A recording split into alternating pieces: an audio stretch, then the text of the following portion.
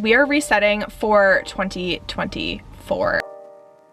I'm gonna do a little bit of an unhaul. I'm not super going for aesthetics, but I want like a really cutesy like annotating style. And besties, I have some very exciting book mail that just arrived.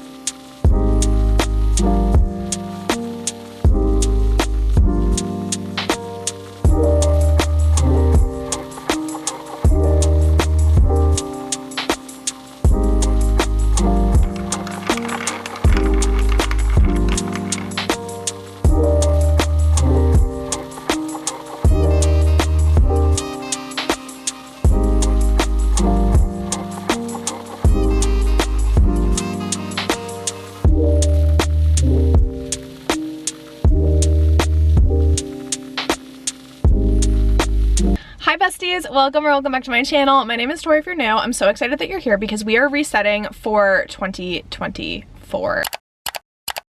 It is the day after Christmas. It is December 26th. My anxiety is through the roof. So just a little bit of a rundown of what the first couple months of 2024 are gonna look like. So Ross and I are definitely going to be moving to a different state. We just don't know where yet. And I'm full of anxiety about it. I am trying to organize my life this week. I have a whole to-do list of stuff that I want to do for this vlog. 2024 reset to-do list. We are going to deep clean the apartment. I need to donate a bunch of books because they haven't sold on my Pango yet. So I'm going to donate them to, I think, the library. I have an Amazon return that I need to do today. I am returning one of Ross's Christmas presents, and we're doing that right now. I want to do a journal of like a 2023 reflection. I want to annotate 2 books. I'm really trying to define my annotation style in 2024 because I want to annotate at least 10 books. That's one of my reading goals, but I want to be like happier with my annotation style because right now it's very casual and it's just writing like overall tee-hees and thoughts and giggles and stuff like that. But I want to make it like one of the super cute like aesthetic annotation styles that I see on Instagrams and YouTubes and stuff like that. Like basically if you've watched Hannah's recent reads, she has goals. I'm doing a big closet clean out, so I'm donating a bunch of clothes. We're actually gonna stop at Goodwill right now as well because I have a whole bag of shoes that I need to donate. That was like step number 1. Y'all, I literally had like shoes and heels and stuff like that I used to wear in college that I haven't worn in like years. And clothes and shoes, if I haven't worn them, thought about them, looked at them in the last year, I don't need them in my life anymore. So I did that with shoes first. That was step 1. Then at the end of this week, today's Tuesday, like I kind of mentioned, on Friday this week I have a hair appointment. We're not doing anything drastic, but I feel like cutting your hair and just like refreshing your hair is such a reset moment. At least it is for me because hair holds memories, and just like getting a trim, it makes you feel like fresh and put together and just lovely. So that is the to-do list. I hope that you're excited, friends. If you are, please be sure to give this video a big thumbs up, subscribe to my channel. It's not going to be a very reading heavy vlog, but it's going to be a lot of like resetting and just organizing, productivity, all of those fun things. So right now I am at the FedEx store and we are going to do our first return.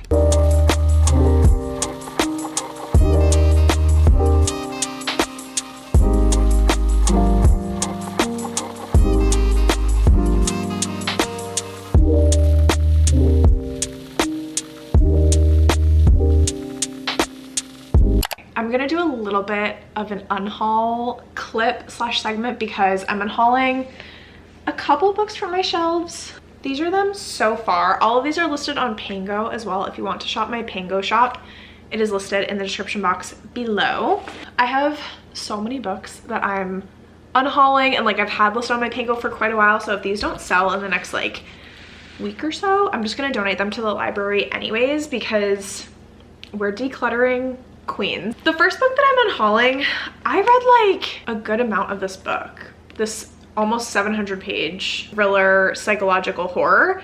I want to say I read like 300 pages of it and the writing was really good, but at the time I was reading this I just felt a bit slumpy and it's definitely a slow start. If you like more like literary horror, I guess. If you like a lot of character development, these characters felt so real.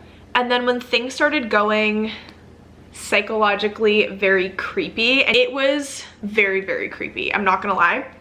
By the way, didn't say the title. This is False Memory by Dean Koontz.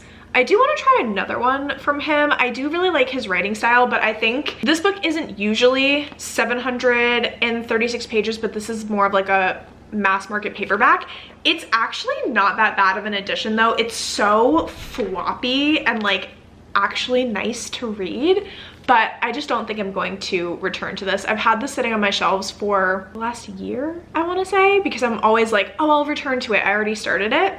And I just need to finally admit to myself that I'm not gonna return to it. Then we have The Saturday Night Ghost Club by Craig Davidson. If you like a coming of age story, if you liked Stand By Me, like the movie, you would love this. It has such an emotional impact. It's also really short. This one is under 200 pages. We follow our main character in the 1980s in Niagara Falls. His name is Jake Baker. He spends most of his time with his uncle. He's like starting to kind of get a friend group. They ride their bikes around town. If you like Stranger Things atmosphere, it is in the 80s. It definitely gives those vibes. And they start to explore like the paranormal side of the town that they live in, because his uncle runs this kind of like paranormal shop, if you will, and Jake and his friends are constantly hearing these stories from his uncle of like the local haunts and why they're haunted, and then they go to explore those areas. But it has a quite unexpected plot twist at the end. I really like this book. I think I gave it 4 stars, maybe 4.5, because the writing style is exquisite. I'm unhauling because I just don't think I'm going to be returning to this book. Like, it's not one that I'm going to reread, but I did really enjoy my time. Next up is Winterwood by Shay Earnshaw. I love Shay Earnshaw. I read The Wicked Deep by her and absolutely loved it. If you like a YA, it's like a YA horror with fantastical elements because there are witches in this book, I think you would really like it. It's definitely very wintry, and we are in, when I'm filming this, December, but when you're watching it, January. So it's still a very atmospheric book, I think, if you wanted to pick it up in January or February. Our main character is Nora Walker. She and her family have this history of being very connected to nature and very witchy, but Nora isn't very connected to her magic, and it makes her feel other from her family. But she's always shared a special connection with the woods, and it is a dark, dark wood. It is a cursed forest type setting. Her special connection with this wood that leads her to Oliver Huntsman, the same boy who disappeared from the camp for wayward boys weeks ago, and in the middle of the worst snowstorm in years. He should be dead, but here he is alive and left in the woods with no memory of the time he'd been missing. Next up is a book that I actually never read, and it's been on my shelves for 2 years, and again, I think it's just time that I admit to myself it might not be for me. This was a book that I think my mom gave to me, and she loves to read historical fiction that tends to be quite depressing, and I believe that classifies All the Lights We Cannot See by Anthony Doerr. This takes place around World War II. It is a very emotional story. Books like this tend to leave me with an emotional hangover, and so I don't tend to gravitate towards them often because it takes me like a week or so to recover from how these books depress me and like make me feel. So I just don't think that this one is for me, but I know that it's stunning.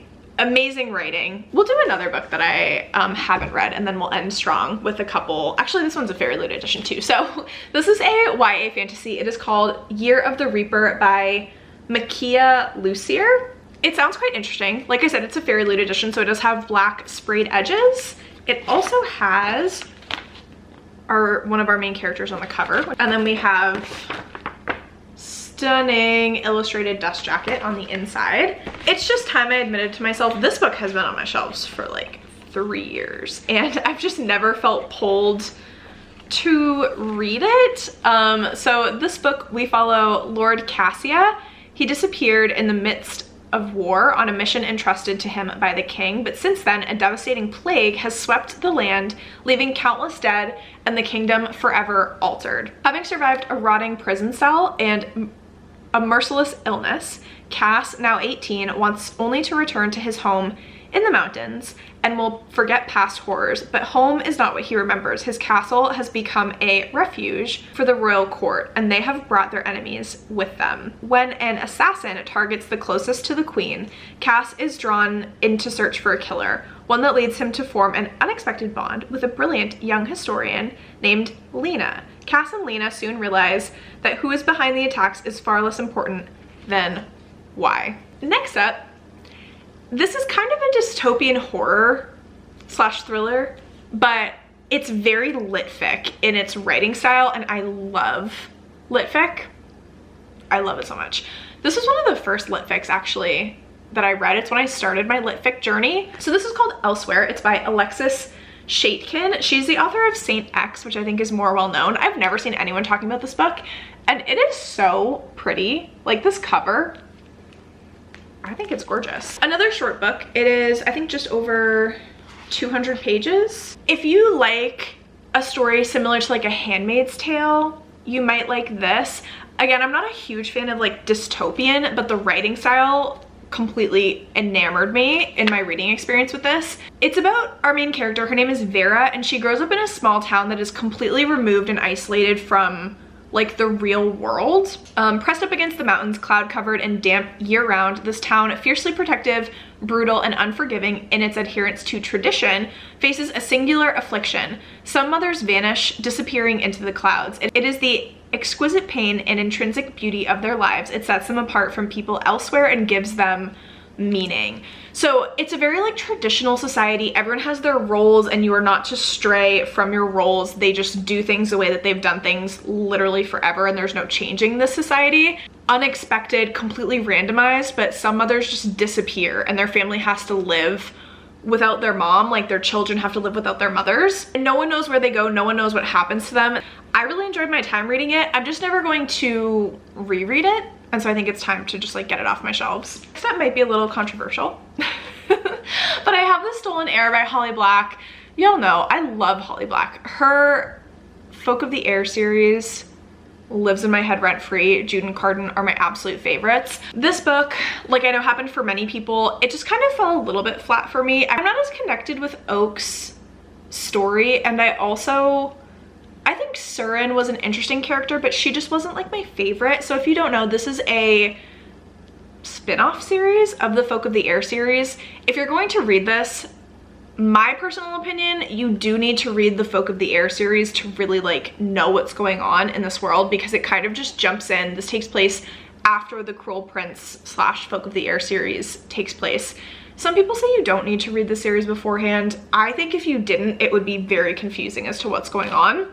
I don't know, it just like it just didn't hit as hard. And I think for me, being so emotionally connected to Jude and Carden and their story, following Oak and his light relationship, I think that Holly Black writes much more political fantasy than she really writes like romantasy, even though her relationships with her characters tend to be so endearing that people classify them as like fantasy romance, when really it's much more like political. This follows that same theme. It's quite political, which makes it fun to read because there's a lot of like high stakes and plot twists attached. It just like wasn't my favorite thing in the whole world, and so I'm gonna get rid of it and unhaul it to make more space on my shelves for books that I'm like absolutely obsessed with. And then the last one that I'm going to be unhauling is This Vicious Grace by Emily Theed. Another YA, I would classify this as like a fantasy romance. It's the Fairy Loot edition, so it has beautiful end pages, front and back. It has beautiful sprayed edges as well. And then selling this on Pango, I am also including the fan art that came with it from our main character. So this book would be perfect for like a spring or summer because it takes place in Italy. It's so atmospheric that if you're a mood reader and you like to read seasonally, I think this would be a great one for spring or summer. This one, we follow Alessa, and she has a gift from the gods It is supposed to magnify her partner's magic, but for her, it's killing everyone that she touches. Almost because like her magnification is almost like too powerful for the people that she's been partnered up with so far. So she needs to find a partner whose magic is capable of her like magnification, if that makes sense. Now, with only weeks left until the swarm of demons devours everything on her island home, Alessa is running out of time to find a partner and stop the invasion, when a powerful priest convinces the faithful that killing Alessa is the island's only hope. Even her own soldiers try to assassinate her. Desperate to survive, Alessa hires Dante, a cynical outcast marked as a killer, to become her personal bodyguard. But as rebellion explodes outside the gates, Dante's dark secrets may be the biggest betrayal. Very high stakes. I think it's fine. I'm just not the biggest fan of fantasies where a woman's purpose is to magnify someone else's power. Like, inherently, that's not something that I love right off the bat. And so that's why I'm unhauling this. I did read it. I think I gave it 3 or 3.5 stars. It was pretty good. The audiobook is good as well, but where it's not a book that I'm obsessed with, and maybe there's someone else who has either read this and loved it or wants to read it and love it, I want someone else to have the opportunity to have this gorgeous edition. So that is my little unhaul for now. I think that's like 8 books. Again, all of those are listed on my Pango. If you would like to purchase any of them, they will be up there when this video goes live, linked in the description. Now, I think I'm gonna go get out of the house for a little bit. Again, I'm gonna go walk on the treadmill. One of my goals going into 2024 is I want to walk at least a mile a day, because with my job, I sit so much at my desk. It's nice to just have a moment to like move my body and stuff like that. So we're gonna refill our water. I'm going to probably listen to music instead of listening to an audiobook while I walk, but that is what we're going to do.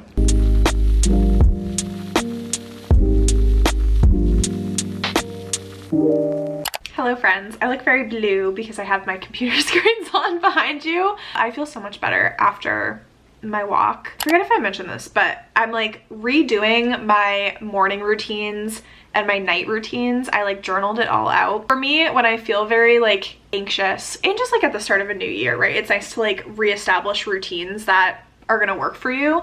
So that's what I did, and I like to start doing it slowly before the first of the year, because I feel like I have a higher success rate if I like slowly start to incorporate something new into my routine versus just like completely going from not doing it to doing everything all at once on January 1st.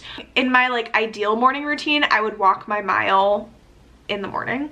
But we didn't have time to do that today because we were running around and being productive. I have to say, everything that we got done today, I'm feeling really, really good about it. So that's been nice.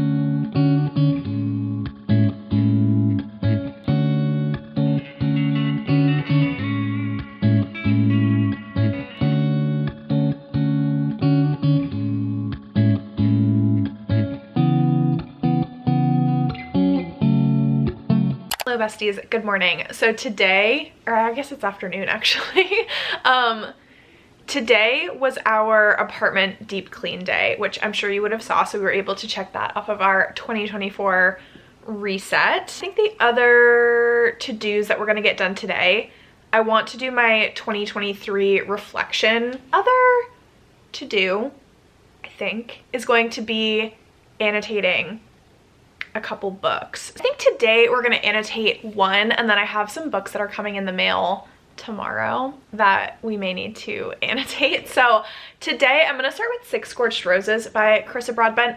I read this already. I read it as an ebook and I did a ton of highlighting. I don't know about y'all, but whenever I read on my Kindle, I'm like highlighting every little sentence, world building, character development, literally everything, because I feel like annotating on your Kindle, it makes it so easy and it's so much less disruptive to like your reading process because it's so quick to just press it and highlight it, you know what I mean?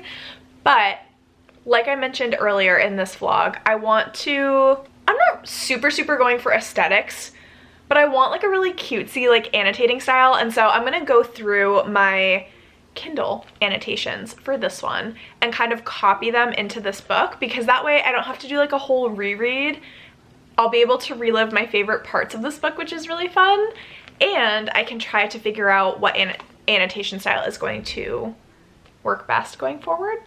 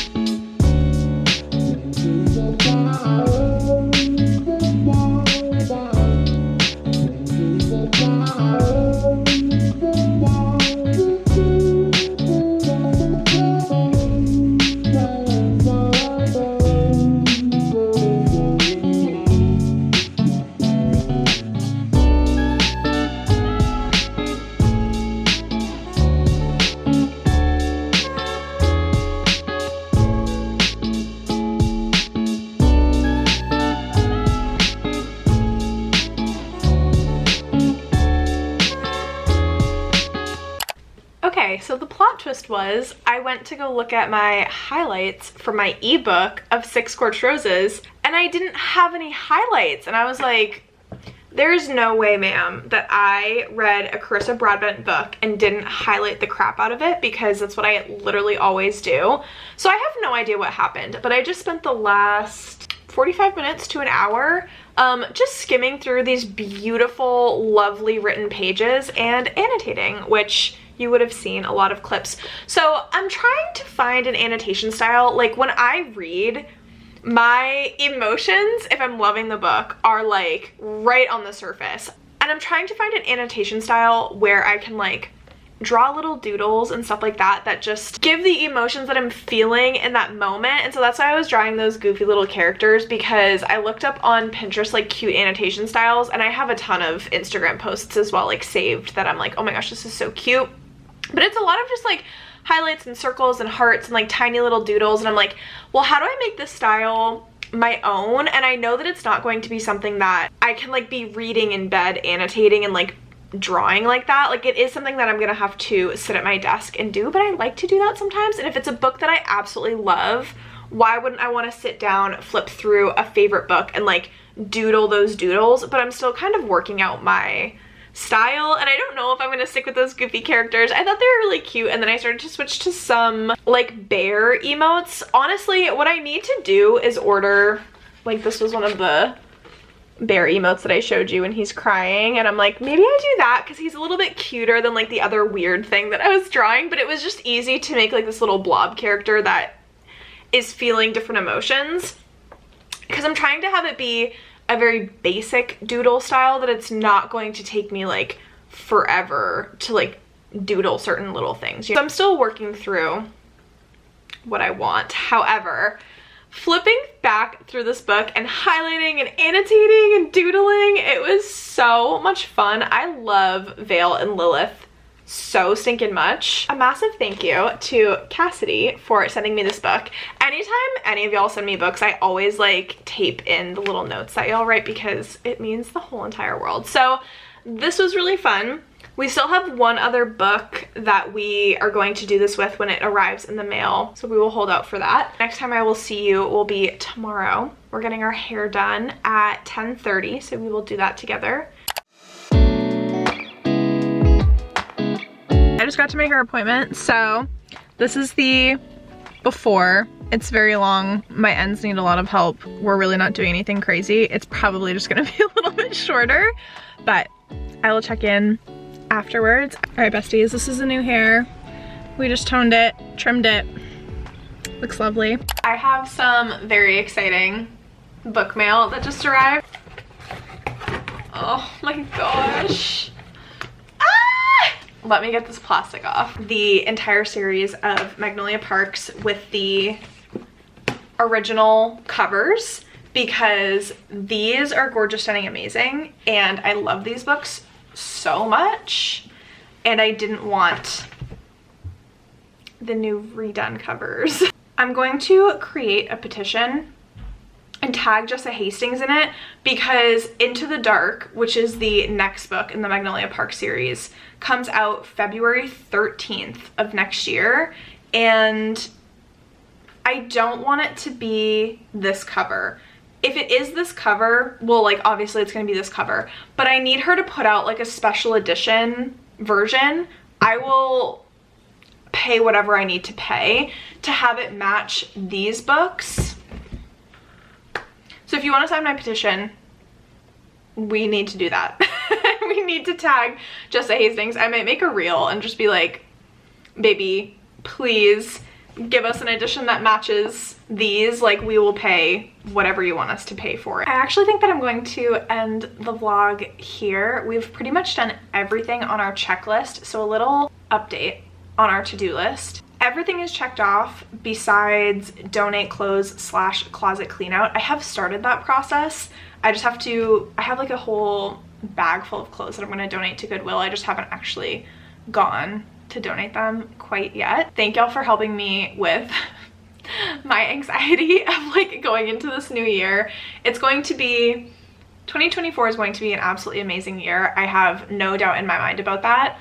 It's just going to be, I think, a lot of change, a lot of growth. I know it's going to be absolutely wonderful, amazing, beautiful, gorgeous, stunning, especially for all of us reading babes. So thank you so much for watching. I'm wishing you all of the happiness, joy, health, and love into the new year. I will catch you in the comments, and I will see you in my next one.